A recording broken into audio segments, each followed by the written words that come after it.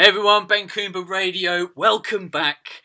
It might be a bit noisy on today's show. I am recording out of a stinky student dig in Sheffield, and I hasten to say this is my brother's bedroom. I'm on the road, I'm doing lots of travelling. We've just been to the TDT manufacturing plant. I went to the Hobbits premiere last night. I'm flying all over the UK. We're doing a quick podcast, but this podcast is going to be amazing because I have two fantastic people on the end of the line. Hello. Who is at the end of the line? Hello. That is Wilde Performance. Yeah, correct. Right, let's get straight to the chase. Who on earth are Wilde Performance? Who's going to start? Are you starting? Yeah, I'll start. Don't do that whole couple thing like, oh, should you talk, should I talk? Oh. Yeah. Well, I suppose we're the people at the end of the line. So we've kind of developed this company based around people who have been told that there is no answers. We just, our very much personal journey into this has led us to starting this company. For me, I won't take you through it all because it will probably take about 4 hours. But for instance, I started the first year of my life in hospital. From that point on, I then had ulcerative colitis, which I was told by conventional medicine had nothing to do with diet and all the usual kind of stuff. I then, when I was 17, was diagnosed with a brain tumour as well. So first 18 years of my life were quite medically driven, so to speak. And, I went through quite a lot. And it's, I'd done the old route of, I'd done my degree and then I went into finance and, I was getting sicker and sicker. I was about 3 stone heavier than I am now. And, things weren't getting any better. And then this opportunity came up for me to leave the job I was in. And, I made a choice to kind of retrain. And, I started initially in PT.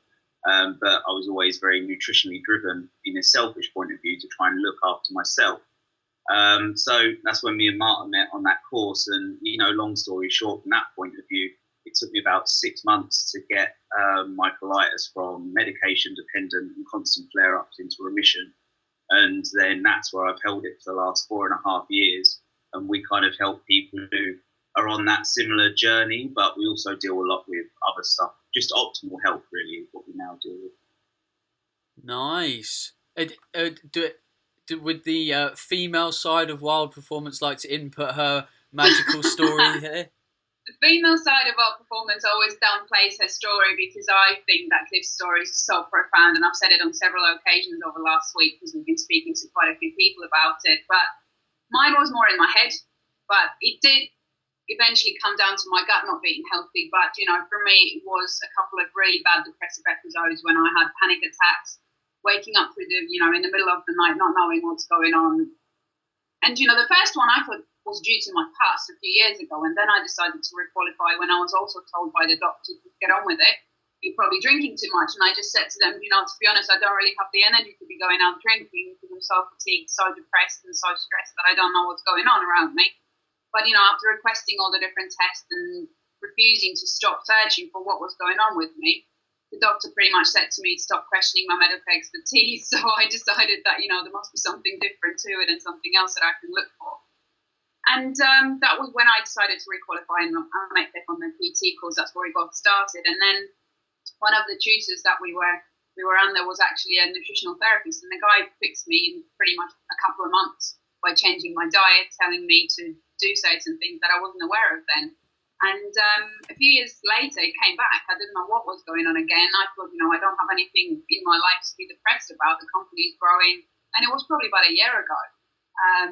And again, panic attacks in the middle of the night, me being depressed, not being able to train, not being able to recover, and it was getting progressively worse. So we started digging deeper, and it all came down to my gut not being healthy and my neurotransmitters not working properly, my body not recovering, and, blood sugar management was on the floor as well. So just fixing all that, looking at my gut permeability, which was quite profound as well in terms of how I reacted to certain foods and so on. And, after the last 10 to 11 months nearly, I'm flying. I'm bouncing off the walls. Sometimes I need to stop myself and think, what the hell is going on? Am I literally going mad? I think that sometimes because it's just so alien. Still, I'm getting used to feeling amazing. And, it's you who says everyone's supposed to feel awesome, right? And people don't get that. No. So we're on a mission to make people realise that it is possible and this is what we should be feeling like. It's not normal to feel like crap all the time. Nice. People after my own heart. But it's great to hear, you know, we can't devalue either one of your stories because it's absolutely brilliant. And there's going to be people listening to this that can now start to, you know, sympathise and find comfort in your stories because they're both really different. You know, your kind of symptoms of more kind of psychological and mental, whereas your symptoms that are more kind of gut based, they're totally different, but the root cause is the same thing. And I've talked about it so much before that, you know, if people aren't looking at the gut, you know, you're an idiot. You know, you have to look at the health of the intestinal wall. So, you know, let me get your input on this because I obviously have my opinions and people are bored of that. You know, let's get someone else's. So I reached out on Facebook, social media. I said, hey, look, let's put some questions to these awesome guys.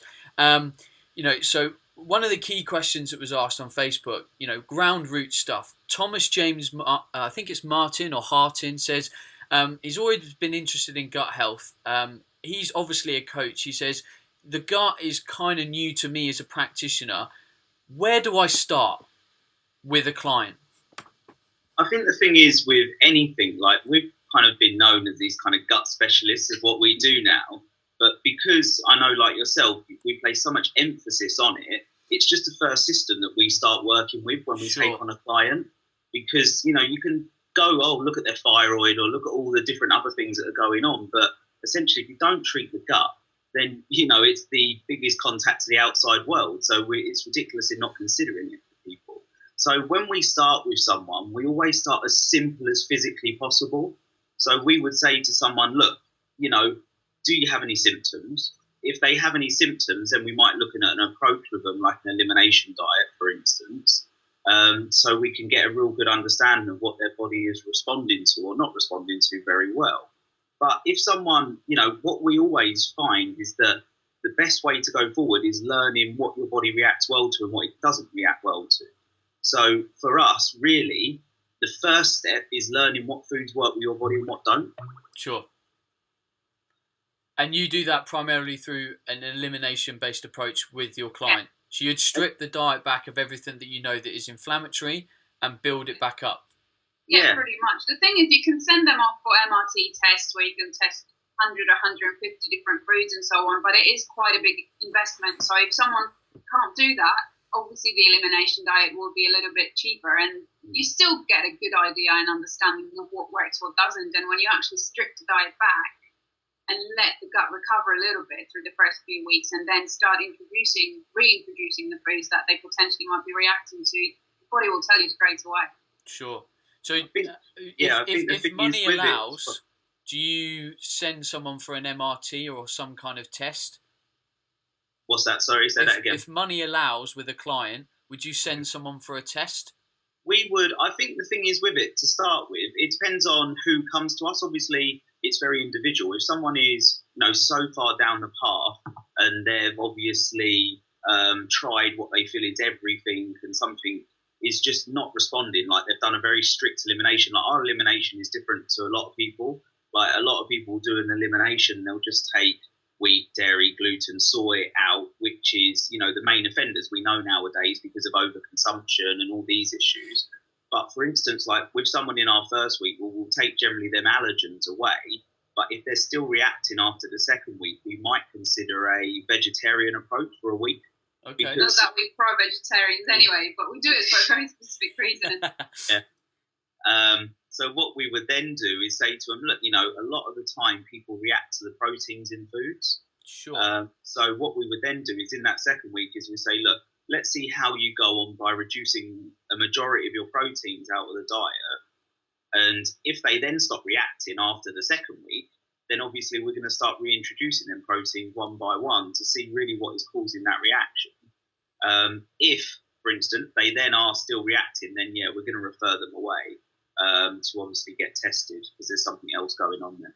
Sure. Okay, interesting. I like the vegetarian approach. It's not something that I've delved deeper into. I think that is something that, like you say, you would definitely have to explore with a more complex client to find out which protein fractions are actually causing the issue that we see presented in front of ourselves. Cool. All right. So let's move on to some more specific questions. Rachel Watson, she says, I suffer really bad with IBS and I've tried everything. You know, we've both heard this a lot from clients.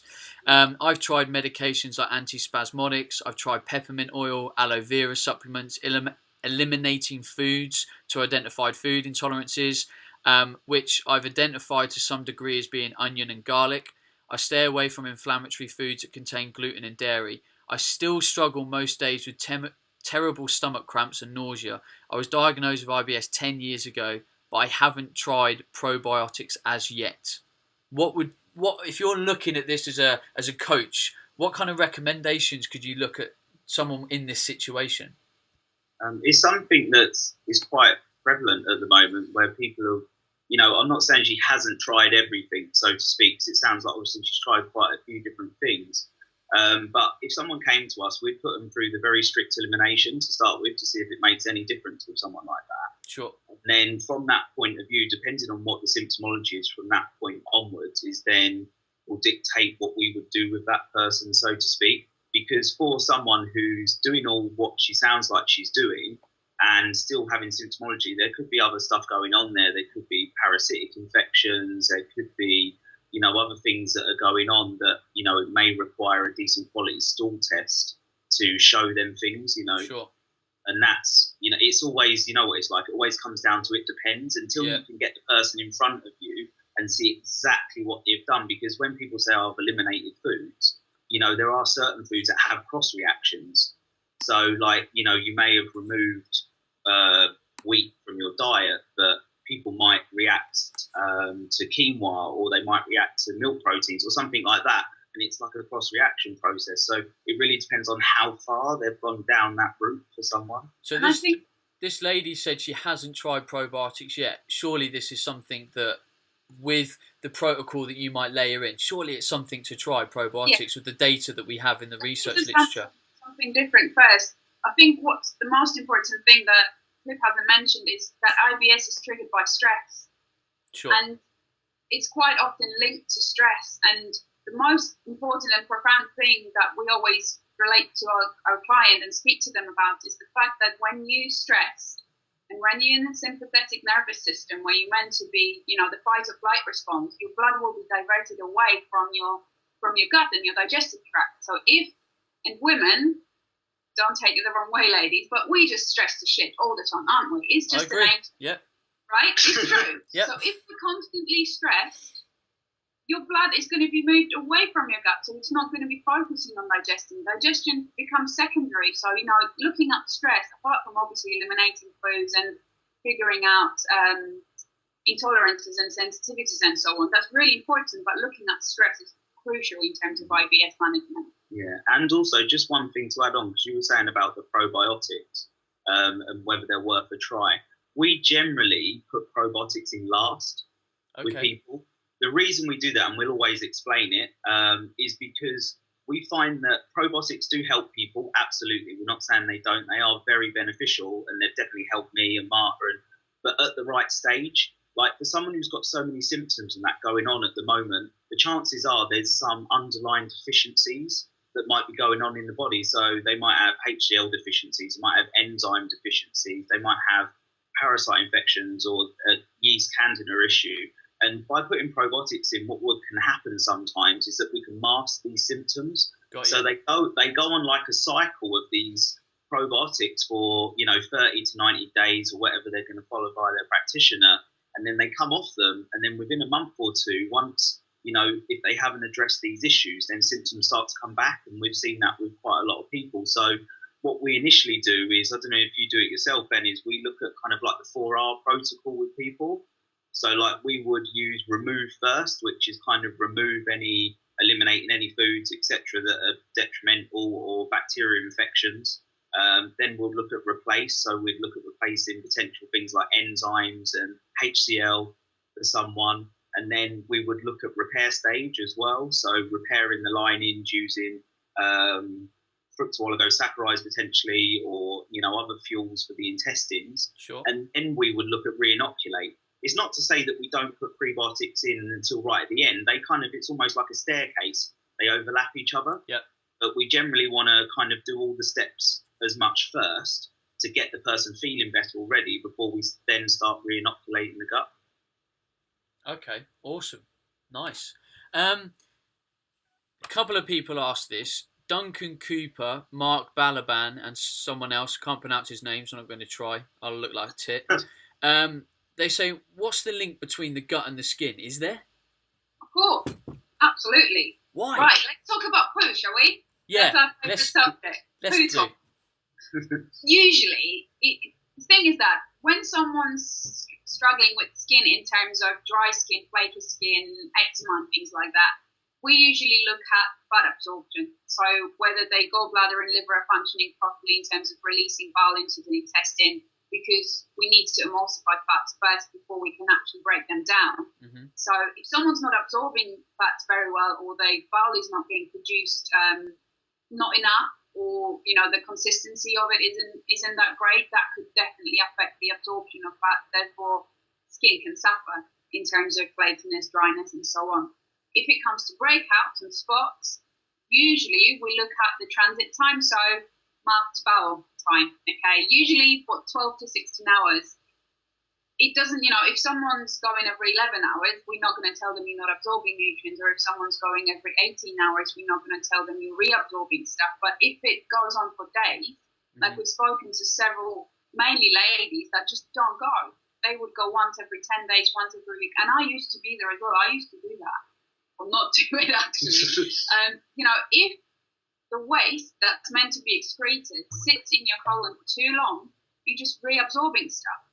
If it is in your colon, apart from absorbing water and some electrolytes, there isn't a lot of other good stuff that your body needs to take back in. So if it's sitting there and reabsorbing toxins and stuff that's meant to be excreted, it's going to come out somewhere. It's going to usually come out in breakouts and spots and things like that.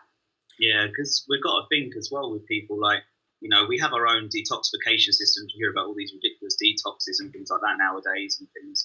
And obviously we have our own detoxification system, but we always talk about load with people, and that's, a really important thing. If the load on the liver, if the load on all these pathways is getting overburdened, it leads to issues somewhere else going on in the body. Sure. So yes, skin issues is a massive thing. Another thing with a really simple test someone can do is, it's not always the most fun, is looking... it is also. Well, yeah, you can do transit time, which is a good thing, which is...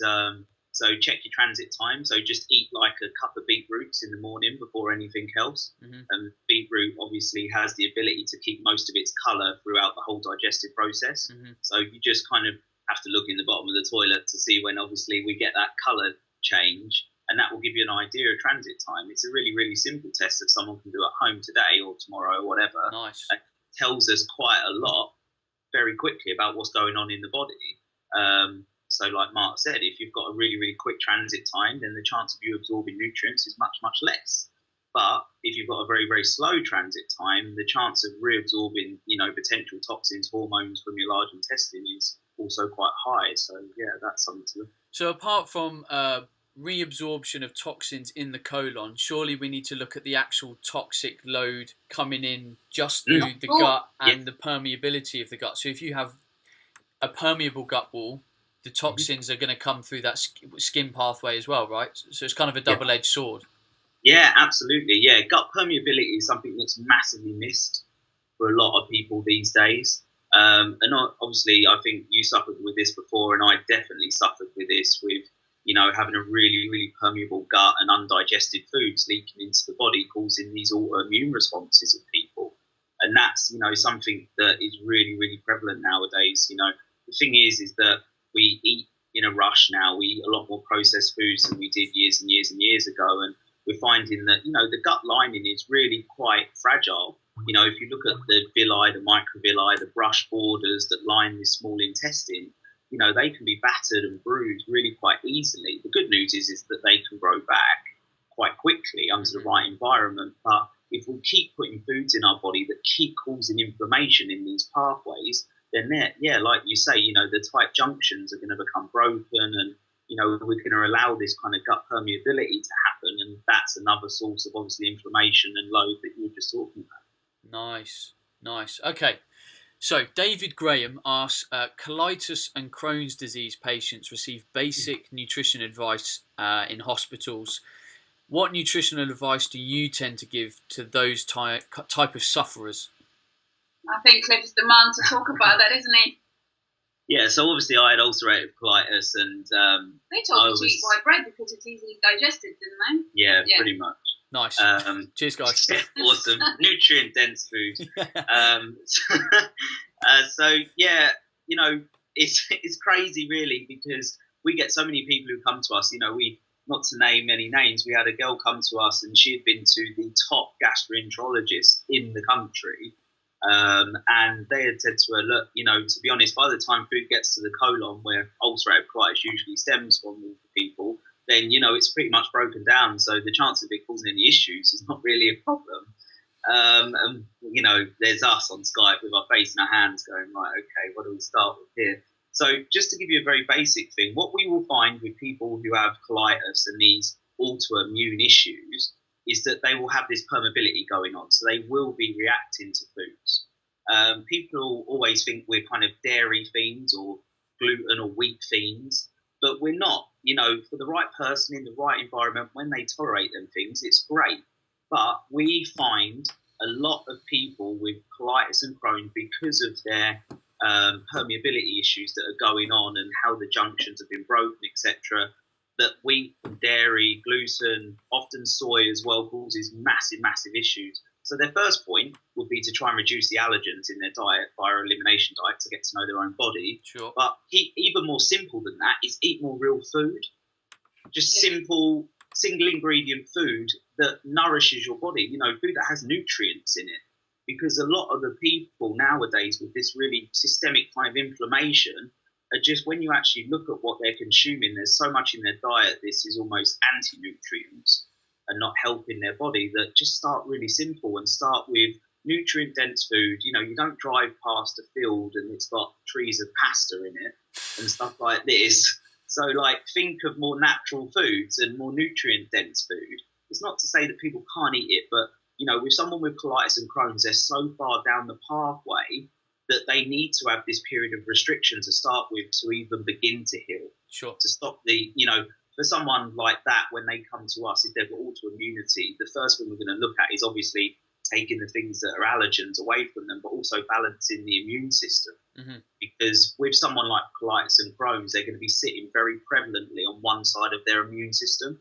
So they're going to be exposing themselves to other things like colds and all that kind of stuff, the more acute stuff.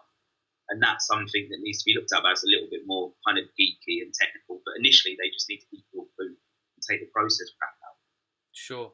Nice. Okay. This is an interesting one. And it's something that I have had myself, but it's been really, really random. So I've never really read into it, and it's passed very quickly. Jonathan Evans asks, what's the typical cause when you first sip water in the morning and it can make your stomach feel like you're going to vomit? Have you ever heard of this before? No, not the thing. I read that question earlier, and I was wondering. The thing is, the only thing that springs to mind is when you wake up. Theoretically, your cortisol levels should be quite high to wake you up and get you going. Sure. And you know, you probably wouldn't have a sausage or a scrambled egg right next to your bed, or a piece of steak. That's going to be a little bit later after you get up. But potentially, if the cortisol level is quite high, obviously your stomach just is not ready to receive anything at that very first moment, so it might be cramping up. But I was just thinking about that actually, but that's the only thing that springs to mind. I don't know whether there could be anything else. Yeah, to be honest, we've not, often come across it by any means. I just thought it was quite a random one, because there's been mornings when I've gone to have a sip of morning water and my body's just gone, I don't want anything. And I've just kind of waited half an hour. It's really made me feel nauseous. And it's been totally random. But, to draw a conclusion, I think you're kind of right. If you've got a very high peak in cortisol, for one reason or another, you're right, blood flow is not going to be there. And that would probably be my only rationale, that it's signalling the brain to say, do you know what, not yet. Yeah. Think about it. If you have a really, really hardcore session in the gym, it's going to be the same. You're not, you reach for your, whether protein shake or whatever drink after, it kind of happens sometimes as well, doesn't it? So I'm just thinking it might be a very similar reaction. I agree. Like, people will say, you know, Ben, what's the best? What timing should I have of my post-workout shake after the gym? I'm like, A, I probably wouldn't stress over it, and B, I don't like the whole straight away protein shake. Like, if you go into the gym and smash your legs, for example, where's all the blood? It's in your legs. Exactly. So just, you know, take 15, 20 minutes, calm yourself down, let normal blood flow resume, then have your shake. Yeah, literally. Absolutely. And I just think to me, it's sensible. It's common sense. I don't know.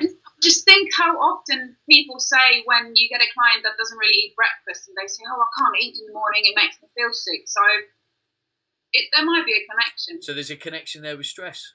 Genius. Exactly. Yeah, nice. The thing is that, you know, that's the frustrating thing sometimes about the industry that we all work in, is that everyone's kind of looking at the 5%, and it's like, well, you know, what about the rest of it? You know, are you eating the foods that your body tolerates well? Do you sleep right? Do you do things that help your stress levels? Are you in a conducive environment to actually be healthy? Yep. Rather than, do I take this supplement, that supplement, that supplement? Yeah. When if your body's under that huge amount of stress, you're probably not going to absorb it anyway. So, you know, and this is another thing with people with like colitis and Crohn's and stuff like that, because, you know, it is a fact for me that I know that my lining and my digestion is probably 30 to 40% less than what someone who has a healthy gut, just purely because of this 7-8 years of damage that I had constantly, and all the autoimmune suppressants and all these kind of stuff.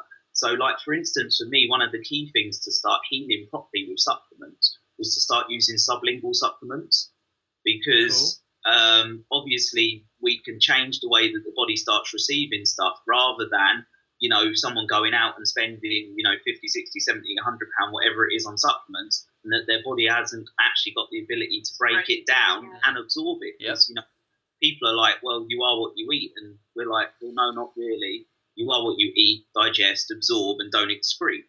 So it's, brilliant. You know, it's a little bit more kind of in depth than what people kind of take it as. If we are what we eat, well, we're not.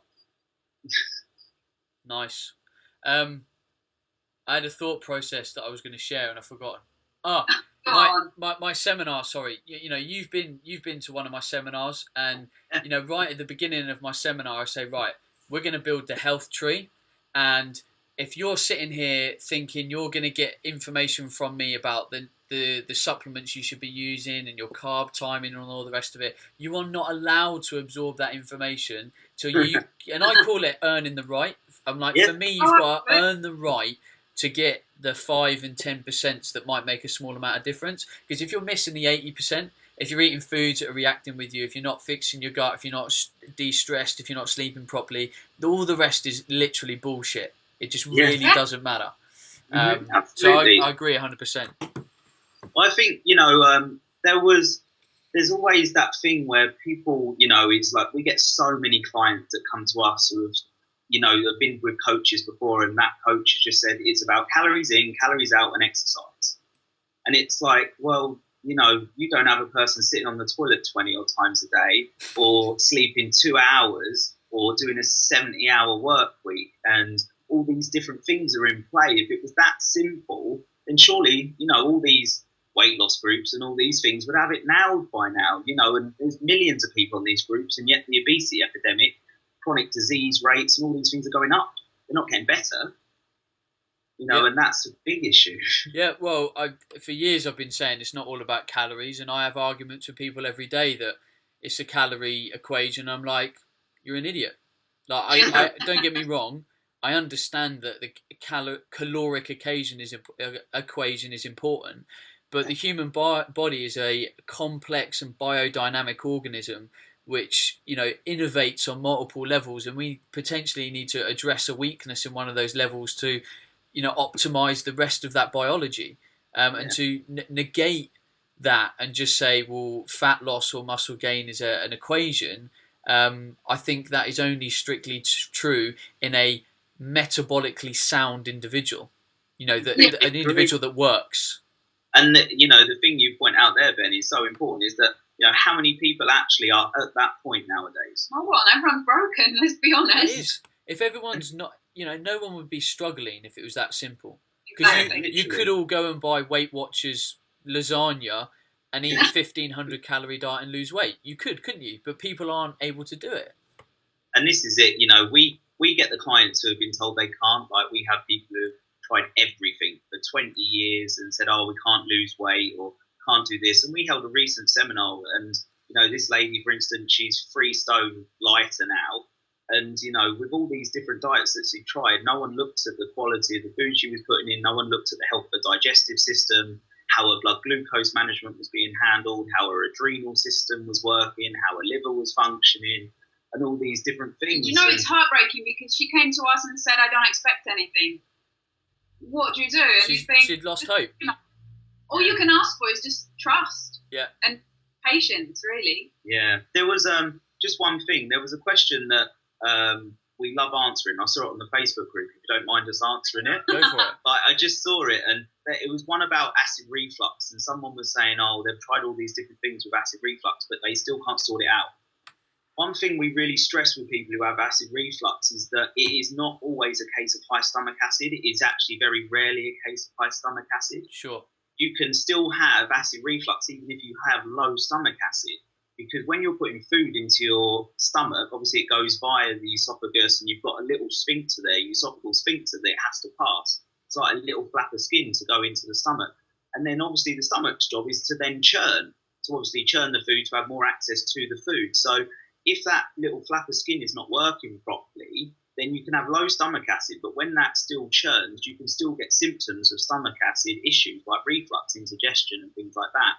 What we say to people very often, and we see it corrected a lot of the time, is that it comes down to almost like a neurological issue, how their body is working. If they're very much in the sympathetic nervous system and they're this very high stressed individual, and the body has some sort of inflammation going on, or their lifestyle is hugely stressed, that for us plays a massive role in how to help them people heal quicker. It again comes down to stress, doesn't it?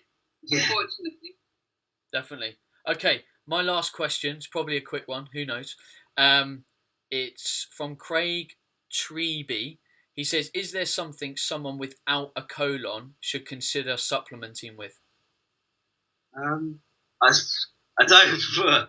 I think the thing is with it is, rather than before we look at supplementing with someone without a colon, it would be more to the fact that what do they eat and what are they putting in themselves on a daily basis to make them feel awesome, like you would say, before they look at any supplements. I think just ensuring that their small intestine is. I assume if they haven't got their colon, they've probably got a bag fitted or something like that. I would imagine. Sounds like be the case. Yeah. Yeah. So obviously, it's just optimising the rest of the digestive system as much as possible for us. I don't know what your thoughts are on that.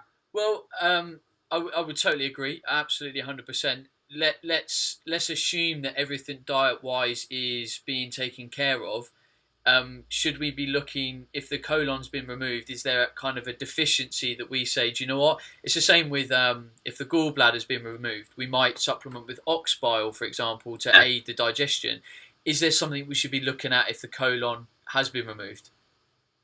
Well, for instance, like FOS, like fructooligosaccharides, and dealing with bacterias and things like that, because obviously your colon is normally inhibited with all these different bacterias and stuff like that. So like at that stage, maybe like a multi-strain probiotic, because like a decent quality multi-strain probiotic, people are like, oh, do you use a multi-strain? Do you use a single strain or whatever? And it's like, well, for instance, it comes down to quality to start with. Like, for instance, everyone will say, oh, eat yogurt for probiotics. And it's like, no, not really. If for some people, if they tolerate it, it can be beneficial to a very little point. But we have to look at bridging the gap between the stomach acid and then going into the intestines, and then looking at all the different types of strains, and they work in different areas. Some work higher up in the small intestine, some work higher up, lower down in the GI tract, etc. So for someone like that, it might be like a broad spectrum, decent quality probiotic that kind of recolonizes the whole gut of what they have left. If someone was going to buy a probiotic out of the information that we put out today, are there a couple of companies that you say, do you know what, we like this company, we recommend it? Yeah, well, we use like the IB version of Nutri. Some of the time they've got a double strain, which is a really, really, because like a really good quality. Let me finish that. But also, what they do is they have a good density. What we would say to people, rather than just pick a company, pick it by like the CFU. So look at 10 billion plus for something like that. And then also, there's always a kicker with this, is make sure that when you buy the product, the expiration date is on expiry and not on manufacture. Yep. Because most of these ones will be on manufacture, and that's when they're crap quality. They sit on shelves and stuff. And for us, a really good quality one will be kept in the fridge as well, because like anything, they're obviously organisms that depend on heat and all these kind of things. So, making sure that 10 billion plus, making sure it's, you know, suitable for the expiration date, and then making sure that it's one that needs to be kept refrigerated. Nice. I think there's more and more data that I've started to see that we need to be starting at a minimum of around 20 billion to get any kind of traction in the colon. So, do you think for someone who's got an IBD problem, which is colitis, Crohn's, whatever, for them it's going to be a multi-strain, just ridiculous strength stuff, because you have to repopulate as much as you can. But for someone who's doing it for general health purposes, or potentially doing it after an antibiotic course, you know, that's going to be totally different. So it's quite important to decide what purpose am I using it for. For the 10 billion, just to go back to that, the 10 billion is just for a single strain. So not even just for the actual thing. So not just 10 billion for the product, but for the actual strain itself, look at 10 billion. Cool. So kind of we're looking at, if we're looking at multi-strain, we're looking at 20, 30, 40, 50 billion probiotics we want to be aiming at. Yeah, literally. Nice. Okay, right. We've run out of time. I've got a train to catch in about an hour. Back down south. Right. People need to know where to find your information. What are your links, Twitter, Facebook, all that jazz? Okay, Twitter for us is @PerformWilde. And then Facebook for us is just Wilde Performance. And it's then Wilde with a E, right? Yes, Wilde with an E at the end. So WILDE Performance. Yes. Yes. And then same with YouTube as well. And the website is Wilde Performance. Awesome. So you heard it, people. Wilde Performance. Google that bad boy. Get on their website. Have a look at them in Twitter. They put out good content. I like their content. I regularly tweet now and again with them. Thank you very much for being on the show. It's been an absolute pleasure to get your perspective on things. I hope your business goes from strength to strength, because I've seen it go from strength to strength recently, and you guys deserve it because you're brilliant people. So thanks for coming on the show. Thanks for having us. Thank you. For people listening, I think this is quite an important show for people with any type of symptomology or gut permeability issues. Please share it. Like, if you're on Twitter, share it on Twitter. If you're on Facebook, share it on Facebook. If you think the show is brilliant, please leave us a review on iTunes, which helps the show to grow and help more people discover the show. And for that, I will be truly grateful. And by the time people listen to this podcast, hopefully, transdermal technology is now on Amazon. So you can go to transdermaltechnology.co.uk. Hopefully it'll be on Amazon on Friday the 13th. We don't know. If not, check back at another point. But you two, thank you again. Thank you. Pleasure. This will be on YouTube. This will be on iTunes. That is all from me. Everywhere. Ciao. Psst, come here. Now let me tell you something a little exciting. Me and Lane Norton are touring the UK next year, May 2014. You don't want to hear it from me though. Let Lane explain a few things.